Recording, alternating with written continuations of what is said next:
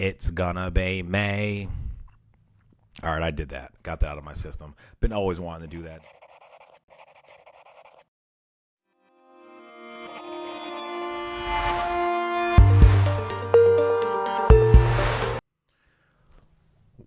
Welcome to the Teachers Ed Podcast, a place where the best and brightest in education come to be inspired, to connect, to learn, and to grow. I'm your host, DeShazer, and I appreciate you all for tuning back in with me on this beautiful Sunday. The topic that I want us to connect on this Sunday is recharging our batteries.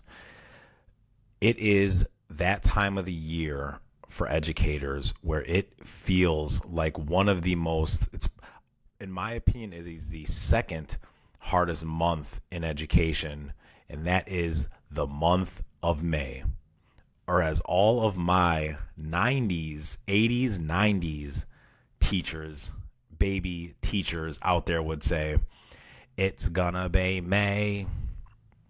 All right, I did that. Got that out of my system. Been always wanting to do that. Now I got that out of my system. But I always think May is it's the second hardest month after January, because January feels like it's 5 months mixed into one. But May is always tough because we're wrapping up standardized testing. The weather, if you're in a state like I am in Wisconsin, the weather's starting to get nicer. The kids get antsier. You're starting to get a little antsier. So I always think May is a tough month as we're trying to finish up the school year. So really what I want to talk about today is how are we recharging our batteries? And there is a quote that I want to read, and it's from Dave Burgess of Teach Like a Pirate. I hope I pronounced his last name correctly. But it says, an enthusiastic teacher can learn technique, but it's almost impossible to light a fire inside the charred heart of a burnt out teacher. And that quote resonates so much because there's so many times that I've spent around educators, and I know for a fact they're dynamic educators, and they get to this point where they are just struggling on the inside, and it is showing on the outside with just how they're carrying themselves at work, the work that they're doing. So I just think it's important for this episode, as we kind of finish this final push of the school year, I'm going to give you some tips, but I want to talk about what I call my R&R. And some of you are familiar, if you've heard me speak, you are familiar with this. But R&R is not rest and relaxation, although at times we do need to rest and relax. But when I say R&R, I mean my recharge routine. What do I mean by that? One of the questions that I often ask educators is, do you charge your cell phone at night? Every single person, almost every single person, charges their cell phone every single night. So when they wake up, their battery is on full. But do we charge ourselves? Like, some of us are more worried if our cell phone is going to die than if we are. I think it is critical with how educators recharge their battery nightly, daily, and really the weekends is the critical point where I think a lot of educators may miss the mark on how they recharge. And I'm saying this as someone who is speaking from experience, because I remember the days of Monday coming and I couldn't wait until Friday came. I mean, shoot, let's be honest. I couldn't wait till Thursday came, because then really from Thursday night, Friday night, Saturday night, Sunday during the day, I was having drinks, going out, staying up later, doing all the things that really hindered my ability as an educator. So I like to just really talk to educators about how are we recharging our batteries, because it is important that over the weekend, and I'm not saying educators shouldn't go out. I'm not saying you shouldn't have drinks. I'm not saying you shouldn't stay up later. I'm not saying any of that. What I am saying is that if you don't intentionally recharge your battery, you are going to accidentally burn out.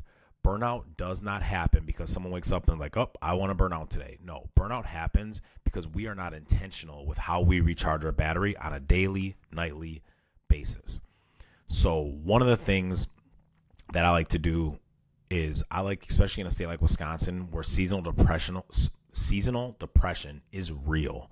Like when you go all winter and it's been snowy, you haven't seen the sun, then all of a sudden you see the sun, it hits a little differently than someone that, maybe in Arizona or Vegas or Texas or Florida, where you see the sun nonstop.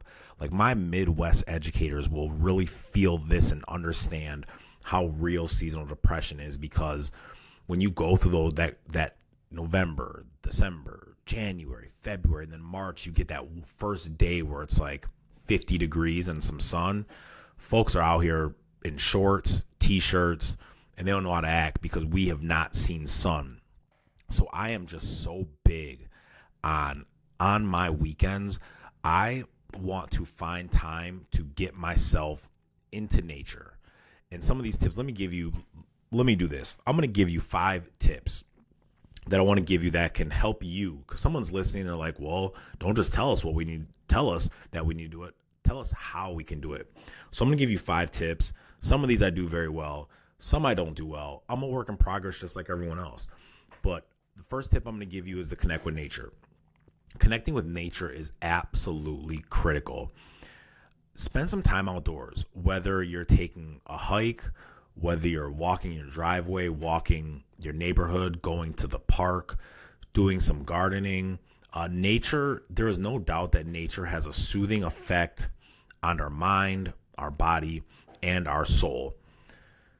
There's so many benefits of sunlight, of the calming presence of green space, like actually sometimes feeling the grass on your feet.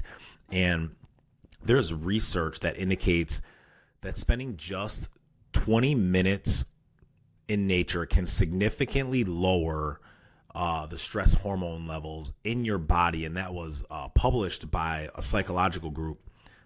And I mean, it's so critical that we take time to get out of the house. That would lead me into the next one. On our weekends, and I'm not the best about not looking at my phone and mindlessly, you do the mindlessly scrolling Twitter or X or whatever you call it these days, and looking on Instagram. And, I am just as guilty of that as anyone else. But I am going to encourage you to be able to unplug from technology. I want to take a second to thank the sponsor of the Teachers Ed podcast, Be Well Teacher Box, a gift box to help teachers focus on their well-being. By using code TEACHERSED, all one word, you can save $7 off of your box. This box here has a candle, a t-shirt, 2 books, shower steamers, lotion, and a bag of coffee.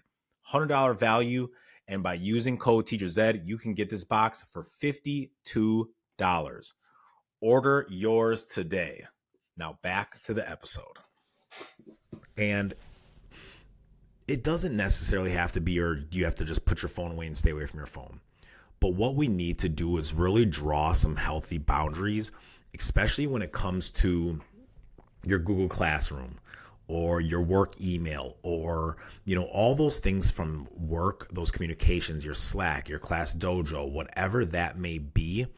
I would encourage you to really draw some healthy boundaries with that. Maybe from 3:00 on Friday, you won't look at it, and you said, you know what, on Saturdays from noon to 1 p.m., I'll just double check to make sure I didn't miss anything. Then I won't look at it again until I get back to work on Monday.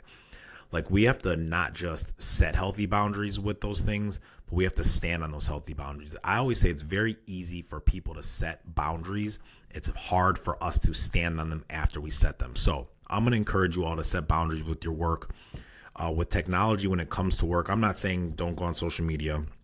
What I'm saying is maybe 1 hour a weekend is the only time you will check your email. Shoot, don't check it at all if you're able to. But maybe you're like, you know what, 1 hour a week, just so you don't have that anxiety of wondering, you open up your email and there's 40 missed emails. Or not missed, but 40 unread emails. I totally understand that anxiety. But maybe it's just 1 hour a weekend. I'll check my emails, and then I can go back to focusing on my family, my friends, myself, your pet, whatever else you like to do outside of work. The next one, connecting with nature. So we did connecting with nature, drawing boundaries with technology, and then engaging in physical activity.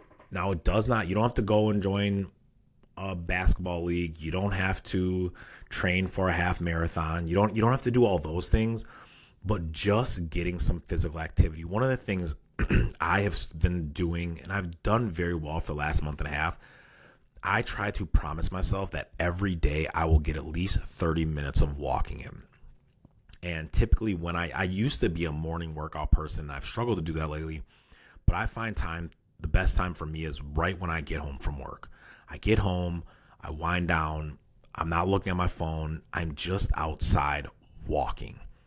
That is the best time that works for me. Maybe for you it's before work. Maybe for you it's on your lunch break. But I would encourage you to find a simple 30-minute a day workout that you can do. Maybe you have a gym membership. Maybe you don't. Maybe you like yoga. Maybe you have a Peloton bike. Maybe you swim. Whatever it is, I just want to make sure that we are getting movement. And I know there's someone listening, because I have been guilty of this, where we say, well, I get home from work and I'm just exhausted that I can't move. What I can guarantee you is that even on those days that you are exhausted, if you just get out and take a 30-minute walk, that you will feel better. Ultimately, this will, when your body goes through a lot of those movements, it will then oftentimes allow you to sleep better at night, which is the next part. We got to prioritize our sleep. I am so critical. My phone, I believe my phone is really on do not disturb all day, but my phone goes into like a sleep mode. I've set it at 8:30, where at 8:30, calls aren't coming through, texts aren't coming through, emails aren't coming through. And about 8:30, I start to wind down every night. Now, I'm not saying go to sleep at 8:30. Some days I do go to sleep at 8:30. Some days I go to sleep at 9:30. Some days I'm staying up till 10. But I am big on that hour before bed of making sure that I am giving my body time to wind down, whether it's laying in bed, whether it's relaxing, whether it's putting something on TV that I just can mindlessly watch. But I am so big on prioritizing my sleep. I have learned that my sleep is critical to my leadership. It's critical to how I feel. On the days that I don't sleep well, it affects me big time. And I don't have to tell you guys, we've told our students this. Like the CDC wants you to get 7 to 9 hours of sleep. Getting sleep every night is critical. Lack of sleep can lead to stress management issues. It can impair some of your cognitive function. Like, let me be honest. So I have not had a drink in almost a year. And there have been a few times where I really struggled to get sleep, and I almost felt like I was hungover just from the lack of sleep. Getting sleep is so critical. We need to create whatever your bedtime routine is. You need to create a healthy bedtime routine that can allow you to get to sleep at night. Hear me, because someone is watching this and they are the 11 p.m. emailer. Stop. Close your computer. Put it away. Get in bed. Whatever emails you are sending after 9 p.m., after, let's be honest, after 4 p.m., 5 p.m. at the latest, whatever emails you're sending can wait till the next day. Now, there are times where there may be some emergencies in our schools. Send the emails then. Other than that, whatever you are sending can wait till the next day. The last tip, I want to encourage us to practice mindfulness. And I say mindfulness and meditation, but really just being mindful and just being present in the state of mind. And, if you're feeling anxiety or you're feeling tired or you're feeling overwhelmed, I would encourage you just to kind of sit in those feelings and just acknowledge that you're feeling how you're feeling. Because so often as people, we're guilty of having these issues, having anxiety, having sadness, and we feel like we just got to kind of push through them and get to the next feeling because something's wrong with us if we're feeling sad. We're broken if we're feeling depressed. We're damaged if we're feeling anxiety, and that's just not true. That just means you're human. Like, all of us have those feelings, and I would just encourage you to really practice mindfulness and just really become one with yourself, thinking about how you're feeling, acknowledging how you're feeling, and sometimes just sitting in how you're feeling and letting it linger until you naturally move into whatever the next feeling you may be feeling is. But these are 5 tips that I think are absolutely critical, because what ends up happening is we don't take care of ourselves. We're too busy as a mom doing everything for our kids, as a dad doing everything for our family, as a brother doing everything for everyone else, as a sister you're always helping your sister out with her kids and doing all these things. Like, teachers are just this selfless human being that we spend so much time doing everything else for others that at times we forget to do things for ourselves. So what I would encourage you, your R&R, what is your recharge routine? I gave you 5 tips. Connect with nature, disconnect from technology with work, engage in physical activity, making sure that we're getting and have a good sleep routine, and practice mindfulness. Those are 5 tips that you can start doing today. Maybe I would even say pick them all. Do them all. Pick one. Get good at one, then go to a second one. Get good at 2, go to the third. Sometimes we can't eat the whole pizza with one bite. So I would encourage you to just find one of those that you can do well. And for the next week, focus on that. Maybe this next week we just focus on our sleep routine. Like, if I had to pick one, I would think focusing on that first. Do you have a good routine at night? Or are you just all over the place every night? If you're all over the place every night, I would be willing to bet that you are not sleeping well at night. I track my sleep every night so I can see what trends. I'm a data person, which a lot of educators are. But I try to see what trends, what happens when I do X, Y, and Z. I don't get good sleep. So let me stop doing X, Y, and Z so I can get good sleep. But those are your 5 tips. I want to encourage you all to get a recharge routine and something that can help you on the weekends especially. Don't spend your whole weekend out drinking and doing all that. That is what I will say. I'm not saying don't go out and have fun. What I'm saying is don't make it a habit that every weekend all you do is spend it drinking, because come Monday, you're going to feel worse. And it's not fair to you to walk back into work on 0. It's not fair to you. It's not fair to your students. It's not fair to your coworkers. It's not fair to your family to be going through the week feeling like 0. It's not fair to your kids if you have them, your spouse, your boyfriend, your girlfriend, your friends, whoever is in your life. It is not fair for you to be running around on fumes every single day. You deserve better. But some of us, we just have to be more intentional with how we are spending our time. What are we doing to recharge ourselves? What in our life is poking holes in us that's draining? Every once in a while your phone gets really hot and you've got some app running on and it's just draining your battery. Like, there are apps and people in your life that are draining your battery nonstop. It's time that you upswipe them, you get them out of the way so you can feel good about yourself and stop letting these people drain your battery. That's what we got. I appreciate you all for tuning in. If you have not, please please subscribe, please leave a review. We'll be back next Sunday with another exciting guest. I appreciate you all for tuning in. Share this with a friend. Share this with another teacher in your building. And make sure you tune in. And again, I got to make sure I thank our sponsor, Be Well Teacher Box. By using code TEACHERZ, you will save $7 off your box. They're $59. Using code TEACHERZ will make them $52, over $100 of value in the box. It's a great gift. When we're talking about self-care, it is a great gift to help people focus and help educators focus on self-care. The box that's out right now has shower steamers that can help you unwind at night, can help you wake up in the morning. There's coffee, there's 2 books, there's a t-shirt, there's lotion. Get your box today. I want to thank our sponsor, Be Well Teacher Box, BeWellTeacher.com. Use code TEACHERZ, all one word, save $7, and I'll see you all next Sunday.